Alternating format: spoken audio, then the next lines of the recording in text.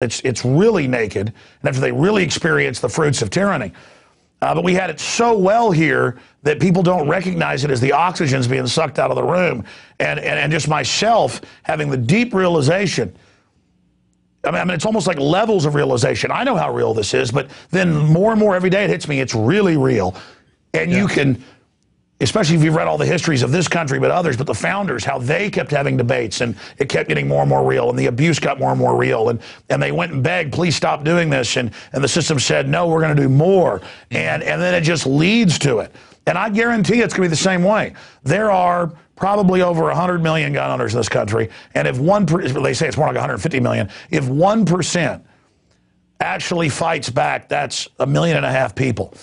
And, I mean, there's no way to beat that if it's done in an asymmetrical way. And I'm certainly not dreaming of it going there. It's just that I don't think the minions of this system realize that all their high-tech spy gear and all their black uniforms are not going to protect them from an enraged population. But again, I don't want them to be chewed up. I want them to recognize they're working for total criminals. I mean, my God, look at the mega banks that run everything, all the crimes they commit.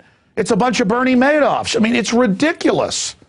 Well, that's the silver lining for us, is that the more ridiculous they get, the more the legitimacy is torn away from them, and rightfully so. And the more they're revealed for what they are, which is fraudulent, unconstitutional, unprincipled, you know, and totally the opposite of the Founding Fathers.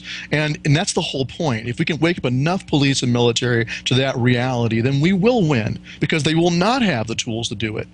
And so that's, you know, that's what we have to work on. We can't sit on our butts, though, and rely on that. We got to get ready ourselves. Like you said, you know, to be blunt, we need to prepare for the very worst. And what that will mean is asymmetrical warfare, like our Founding Fathers in the Southern Campaign had to fight. You know, Francis Marion and the Swamp Fox, the Over Mountain Men who defeated the Loyalists at Kings Mountain. All of that is an example of what will have to be done.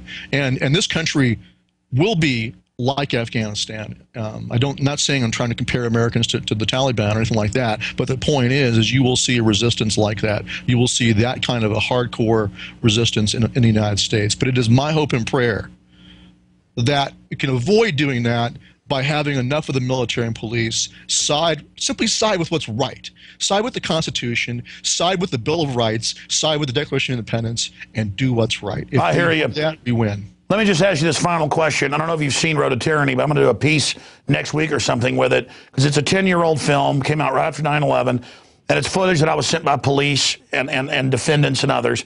But I have FEMA in Kansas City saying George Washington, Thomas Jefferson are terrorists, America's bad, all this. I mean, and you think you're watching a Monty Python movie. It's not a joke, though. You know, like an absurdist police state where they say breathing is evil, you know, and the police are there agreeing with it. And then I have sent to me months later, that was in Kansas City, from Virginia, Abby Newman, pulled over at a checkpoint. They want to search her. She says no. They grab her out. She doesn't resist. They charge her. And then they find a Harrison Ford video she'd rented, and it was Patriot games. The word Patriot freaks them out, and they don't even know what Harrison Ford is. I mean, it's like a joke. Like, it'd be funny if it wasn't. Like, you're watching this from their squad car as they dig through her trunk 10 feet away with mics on. And the supervisor's talking to him, and they go, she's got a pocket Constitution. And they're going, oh my gosh, this is horrible. I can't believe she's got this. And they're like, is this legal? And they're going, oh, I can't believe, and they're acting, I mean, for me, that'd be like somebody who'd been in a North Korean brainwashing camp for 20 years, who'd been tortured every time they were shown a Constitution. I mean, how did they find, these are like rednecks. How did they find men who are, I mean, I don't even believe this is real is what I'm saying. It's so alien that obviously they've sworn an oath to this. This is what America's based on. This is why we're supposedly special. And they're arrest some woman and a veteran, no criminal record at a checkpoint because she has a Constitution. I mean, and they have to have a debate about, is it allowed? I mean, for people that haven't seen the video, it's online, it's free everywhere. People get the DVD from us, it doesn't matter. The point is that these guys are under mind control. How do they get them to this point? Well, public school. I mean, look at the Occupy people. Look at the ignorance displayed there. Look at like Adam Kokesh went out and interviewed some of those people and asked them basic questions. You know, look at the stuff that Jay Leno does when he goes and talks to people on the street. They don't know who we fought in World War II. They don't know why we fought in World War II. They don't. They're just ignorant of our history. And this is the product of public schools. And so, yes, you have ignorant people both in colleges. You have ignorant people in the Tea Party who support what McCain's doing right now. They support what Bush did when he's gutting the Constitution and wiping his rear with it. And you have cops who are ignorant also. It's a product of public schooling. That's why we have an ignorant population. Yeah, they don't know what the document is. They don't know it's what they swore to. And so they've been taught by the ADL Southern Poverty Law Center, we got the that it's bad. They tell them, Constitution, cop killer, cop killer. That's what they tell them in the drills. Right. People that talk about the Constitution want to murder you. So they're like, oh, we found it. I mean, it's still, they're that dumb. Well, that ignorant. I wouldn't say they're dumb. Yeah, they're ignorant. You're right. They're just purely ignorant. Lacking in knowledge. Right. And so this is why the truth is the answer. You know, it's an antidote. One drop of truth is an antidote to a whole bucket of nonsense. And so we have to keep spreading the truth. But the question is will we have time to reach them all, or will we run out of time? Last thing I want to do is have to fight against people who think they're doing the right thing but are doing exactly the wrong thing. And that would be really just a horrible, horrible future for us. Well, they're not just tasering and beating innocent people, though. It'll get them to start thinking a little bit. But you know, Stewart, looking at this, as you said, humans just repeat the same thing over and over again. And now it's happening here.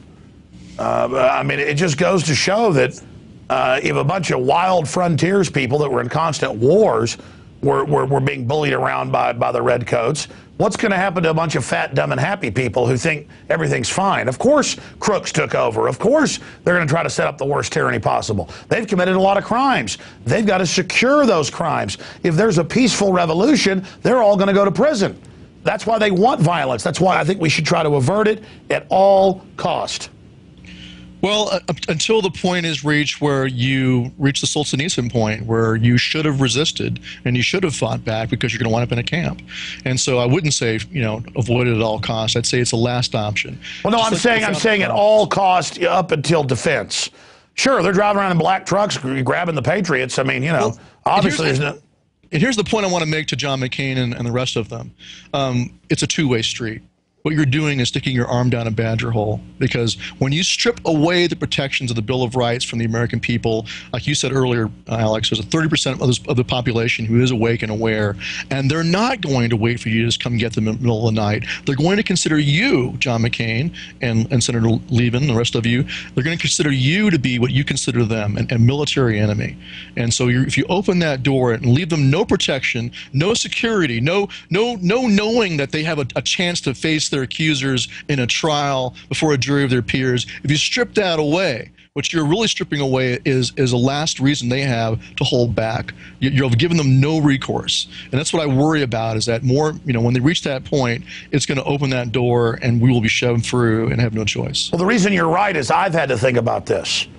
And at the moment they're going around like the NKVD grabbing families and stuff. I mean, you don't have a choice. And then you don't just wait and deal with the stupid steroid thugs that come. You know, it's the criminals giving the orders that have to be brought to justice. Well, that's what rule will be. I mean, King George was across the seas. The current crop of would-be tyrants is in Washington, D.C. They're on our own soil. And so in that sense, it'll be a little bit different. I don't want to say much more than that, but the point is that they're opening a door that it goes both ways. If they're going to treat the American people like an occupied, conquered civilian population like Iraq or Afghanistan, then the American people will treat them like occupiers. They will treat them like military foreign occupiers. They will be treated the same. Well, that is what's happening. I mean, they are saying we're occupied by Northcom, we're the enemy, and as Lindsey Graham said, yes, U.S. citizens are targeted and America's a battleground. And he's this little, I don't even want to say effeminate because women aren't weak like that, this little Nelly, pasty creature. But then McCain is actually a veteran and has been under the Viet Cong tyranny. I mean, to watch him, he really is a piece of trash. He is. Whatever, I mean, he's long ago abdicated in any he doesn't deserve any respect at all whatsoever for anything he did in service, because he's betrayed his oath. I consider him a traitor, and like I said, I don't use that term lightly. He should be tried for treason and then suffer the sentence. Well, it is treason to overthrow habeas corpus, everything. I mean, this is the hallmark of a tyranny. Last question. This is the last, because we're at 45 minutes right now, and I know you're busy, and we've got some financial news coming up as well. Talking to the members and the folks that are involved with Oathkeepers, the police, the military that you talk to, what is their sense of what's going on? Most of them that I talk to are concerned that we are in the last breath. Before the plunge. Quite a few of them are concerned that that's where we are. We're on the edge of the chasm, and they're very concerned that we're going to cross and have no recourse but to do the same as our founding fathers, and they don't want to do it. They don't want it.